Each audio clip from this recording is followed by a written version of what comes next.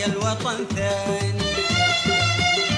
لأهل الجزيرة سلام وللملك طاعة، من بان عبد العزيز وصبحنا باني، ما عاد نقبل ظلام الليل لو ساعة.